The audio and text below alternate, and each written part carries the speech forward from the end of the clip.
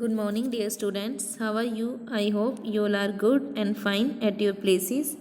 I am Hemlata Vasist, your geography teacher.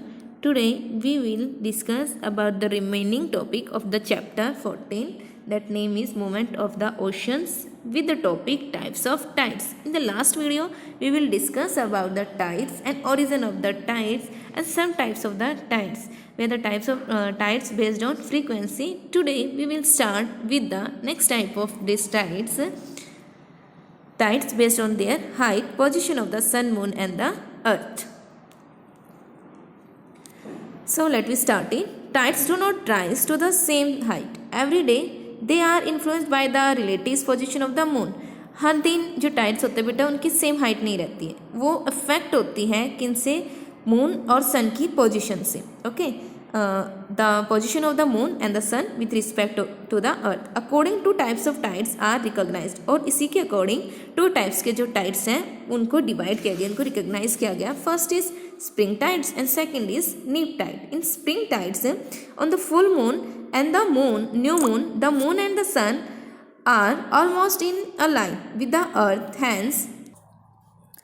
Hence they exert their combined pull on the earth. Therefore they exert their combined pull of the earth. Therefore on these 2 days tides are highest and are known as spring tides. अब क्या होता है बेटा कि जब अर्थ और सन के बीच moon आ जाता है, ठीक है, सिचुएशन को समझ के चलना. ये हमारी अर्थ है, here sun and here moon, moon earth and sun. तो सन की जो लाइट्स है वो डायरेक्ट किस पे गिर रही है, अर्थ पे. अब यहाँ पे गिर रही है और ये साथ के साथ कहाँ पे गिर रही है, मून पे, इधर है ना. अब यहाँ से जब हम देखेंगे इधर से तो हमें मून कैसा दिखाई देगा, फुल मून दिखाई देगा. यानी कि मून का हाफ जो हिस्सा है, वन जो फेज है वो हमें क्लियरली दिखाई देगा. तो इस सिचुएशन को कहा जाता है, इसको न्यू फुल मून.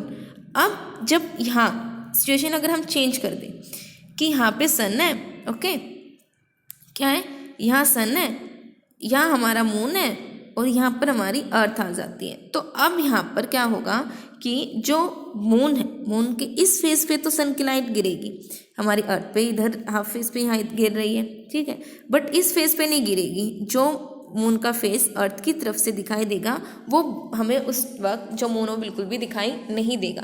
इस सिचुएशन को कहा जाता है न्यू मून. और हिंदी में इस सिचुएशन को हम क्या कहते हैं, हिंदी में इस सिचुएशन को कहते हैं अमावस्या. और जब हमें मून क्लियरली दिखाई देता है इस सिचुएशन को कहते हैं पूर्णिमा. तो अमावस्या और पूर्णिमा के दिन ये बिल्कुल वर्टिकल हो जाते हैं, बिल्कुल एक लाइन में आ जाते हैं, जिसकी वजह से जो हमारी अर्थ है, अर्थ पे मून और जो सन है उसकी ग्रेविटेशनल जो फोर्स है वो सिमिलरली आकर उसको अफेक्ट करेगी, जिसकी वजह से दोनों ही दिन अमावस्या और पूर्णिमा यानी कि न्यू मून वाले डे में और फुल मून वाले डे में जो टाइड्स हैं वो काफ़ी ज़्यादा हाइट के होंगे, ठीक है. इनको हाई टाइड्स कहते हैं और इसी सिचुएशन को कहा जाता है spring tides. Clear. And the second types is नीप टाइड्स. नीप टाइड्स क्या होते हैं, वेट.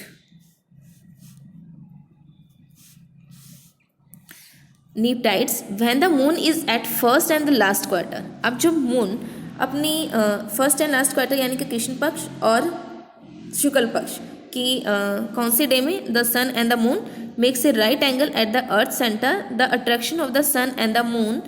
अब क्या होगा, यहाँ पर जो मून और जो सन है और अर्थ ये बिल्कुल राइट एंगल बना रहे होंगे. अब यहाँ पर जो मून और जो सन की ग्रेविटेशनल फोर्स, ये वाला पिक आप यहाँ देख सकते हो बेटा, यहाँ हमारी अर्थ है, यहाँ पे मून है, यहाँ पे सन है. अब यहाँ पर क्या हो रहा है कि कुछ फोर्स तो सन की और कुछ मून की ग्रेविटेशनल फोर्स इनको अफेक्ट कर रही है. अब यहाँ इस सिचुएशन में क्या होगा कि जो टाइड्स होंगे उनकी जो हाइट होगी वो कम होगी, ठीक है. यहाँ पे लो हाइट के जो टाइड्स हैं वो आएंगे.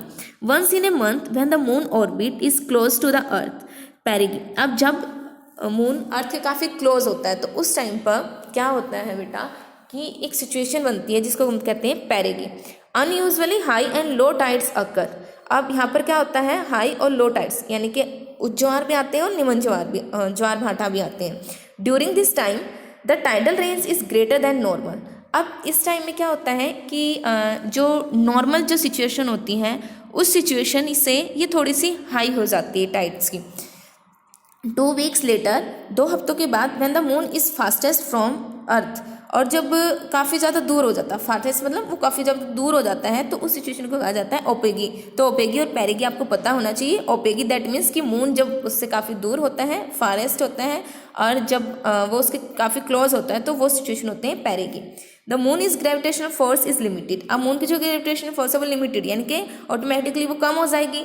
The tidal range are less than their average height. अब जो टाइडल्स की जो रेंज है वो उसकी जो एवरेज हाइट है उससे भी कम हो जाएगी, यानी कि जितनी हाइट पे वो बनते हैं उससे भी कम हो जाएगी मून की फारेस्ट होने से, यानी कि उससे दूर होने से।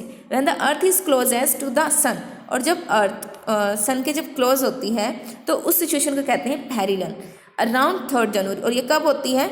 हर साल 3 जनवरी को ऐसा होता है कि जो अर्थ है वो सन के थोड़ी क्लोज हो जाती है। Tidal ranges are also much greater, और उस टाइम पर जो टाइडल जो रेंज है, यानी कि जो टाइड्स बनते हैं, जो ज्वार भाटा बनते हैं, वो काफ़ी ज़्यादा हाई होते हैं। अब क्योंकि सन की जो ग्रेविटेशनल फोर्स है वो उसका अफेक्ट कर रही है।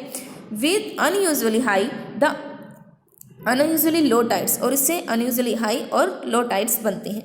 When the earth is fastest from the sun, और जब सन से वो दूर होती है, देखो जब मून से दूर और पास होती है तो उसको पेरिगी और एपोगी कहते हैं, और जब सन से दूर और कम होती है तो उसको पेरिलियन और एफेलियन बोला जाता है। अराउंड 4 जुलाई ईच ईयर, हर साल 4 जुलाई को tidal ranges are much less than average, और जब वो सन से दूर होती है तो हर साल 4 जुलाई को जो टाइडल जो रेंजेस हैं वो अपनी एवरेज हाइट से भी कम हो जाती है। बिल्कुल जैसा मून की सिचुएशंस में होता है वैसा ही सन के केस में होता है। The time between the high tides and low tides when the water level is falling is called the above. जब हाई टाइड्स और लो टाइड्स के बीच का जो टाइम पीरियड होता है उसमें जो वाटर का लेवल होता है बेटा वो जब डिक्रीज हो जाता है तो इसको कहते हैं एब। And the time between the low tides and high tides when the rising, जब सी का जो वाटर है वो राइज होता है, it is called the flood. तो इसको क्या बोला जाता है? फ्लड, या फिर हम बाढ़ बोलते हैं। ओके, उसके बाद नेक्स्ट टॉपिक ये यहाँ पर क्लियर हुआ कि टाइड्स कैसे आते हैं। 2 टाइप्स के टाइड्स होते हैं, एक tide based on the frequency, एक टाइड्स होते हैं based on the earth, sun and moon की जो सिचुएशन होती है उसके अकॉर्डिंग। सो इनको आगे फिर इन्होंने सब पार्ट्स में डिवाइड कर दिया गया था। टाइड्स बेस्ड ऑन फ्रीक्वेंसी में मेनली 3 टाइप्स है, semi diurnal tides, diurnal tides and mix tides. And the next types of tides में 2 टाइप्स के थे, spring tides and neap tides. So now we will discuss the new points tidal current जो आ रही है। Currents क्या होती हैं, ठीक है, या फिर इन करंट्स को हम हिंदी में धारा बोलते हैं।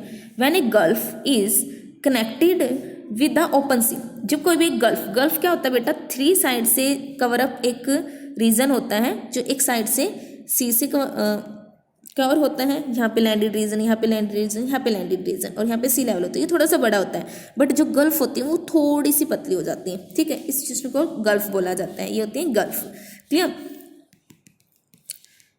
सो when a gulf is connected with the open sea, जब एक गल्फ ओपन सी से कनेक्ट होती है बाय ए नैरो चैनल, एक पतली सी धारा से, water flow into the gulf at the time of high tides and come out of the gulf at low tides, और उसमें जब पानी है वो हाई टाइड्स के साथ एंटर करता है और लो लेवल के साथ वो उससे बाहर आता है। तो इस मूवमेंट को this movement of water inward and outward, तो इसमें जो पानी है वो अंदर आता है और बाहर, अंदर जाता है और बाहर आता है, इसी को कहा जाता है tidal current. The height of this tides में बी 10 मीटर, और इस जो ये ज्वार भाटा होता है इसकी जो हाइट होती है वो लगभग 10 मीटर या फिर उससे भी ज़्यादा हो सकती है, clear. Next point is tidal bore, कि टाइडल बोर क्या होती है? When a tide enters the narrow and shallow estuary of a river, the front of the tidal wave appear to be vertical. अब जब वो किसी भी रिवर में एंटर करता है तो उसके जो फ्रंट होता है टाइड्स का वो एक वर्टिकल पोजिशन को शो करता है। And owing the piling up of the water of river against the tidal wave and the friction of the river bed. This steep nose tide crest looks like a vertical wall of water rushing upstream and is known as a tidal bore. Tidal bores क्या होते हैं? जब कोई भी एक river होती है उसमें पतली सी एक नैरो लाइन से जब वो एंट्री करती है तो उसमें जो टाइडल जो वेव्स होती हैं वो उसके अपोजिट हो जाती हैं और वो इकट्ठा होना शुरू हो जाती है और उससे जो रिवर है, रिवर का जो बॉटम है वो फ्रिक्शन होना शुरू हो जाता है, ठीक है, और वो वर्टिकल सिचुएशन में हमें दिखाई देता है। अब इतनी स्पीडली और तेज़ धार वाला जब कोई भी टाइडल्स वाटर उसके अंदर एक खड़ा हो जाता है तो वो बिल्कुल एक वॉल की तरह दिखाई देता है, जैसे कि वॉल कोई दीवार है और वो रिवर में एंटर कर रही है। इसी को कहा जाता है टाइडल बोर। ओके, इस टाइप्स के टाइडल बोर हमें हुगली जो रिवर है उसमें मोस्टली दिखाई देते हैं। Clear students? सो यहाँ पर जो टाइड्स हैं, टाइड्स के टाइप्स कंप्लीट होते हैं। नाउ इम्पोर्टेंस ऑफ टाइड्स, कि इन टाइड्स का क्या इंपॉर्टेंस है, किस लिए इंपॉर्टेंस होते हैं हमारे लिए ये। Tides generally help in making some of the river navigable for ocean going vessels.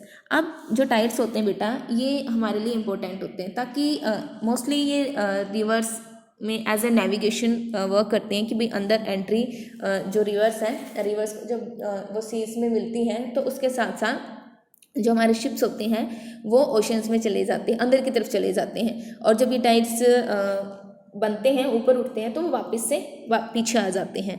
Like London and Kolkata have become important ports, और इसी टाइप से जो लंदन, इन्हीं टाइडल्स एनर्जी की वे से जो लंदन और कोलकाता हैं वो बहुत ही अच्छे पोर्ट्स बने हैं, यानी कि बंदरगाह बने हैं। ओके, नेचुरली बंदरगाह।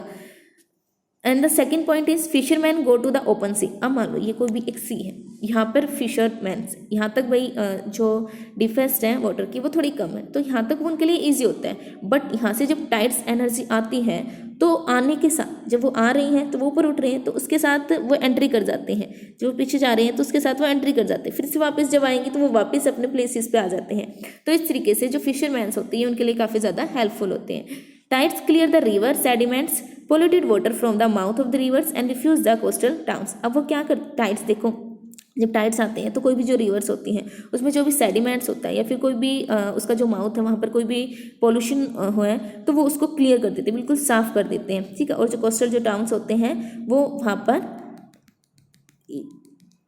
इन सेडिमेंट्स को कम करने में हेल्प करते हैं। Okay, tides have many sails and other seas produce on the shore. अब जो टाइड्स होते हैं बेटा वो बहुत सारी जो समुद्री जो चीज़ें होती हैं ना उनको जो कोस्टल रीजन्स होते हैं वहाँ पे छोड़ जाते हैं, जो काफ़ी इंपॉर्टेंट्स होती हैं। Tides keep the sea water in motion. Tides हमेशा क्या करते हैं, जो सी का जो वाटर होता है जो स्टेबल कंडीशन में रहता है उसमें हमेशा मोशन रखते हैं। This keeps the water clear and avoids it's freezing. और इसी वजह से जो हमारे टेम्परेट जो जोन होते हैं वहाँ पर जो सीज हैं, वाटर बॉडीज़ हैं, वहाँ का जो वाटर है उसको फ्रीजिंग होने से वो बचाते हैं। Many ports in England do not freeze in winter due to tides. Okay, England के बहुत सारे जो पोर्ट्स हैं वो इसी वजह से नहीं फ्रीज हो पाते, जम नहीं पाते हैं, क्योंकि उनमें टाइड्स आते रहते हैं। And the next point of the importance of tides, the tides force may also be used as a source for generating electricity. हाँ, ये भी किसका इंपॉर्टेंट रोल प्ले करते हैं कि टाइड से भाई इलेक्ट्रिसिटी को जनरेट किया जाता है। For example France, Russia, China, Canada and Japan have power station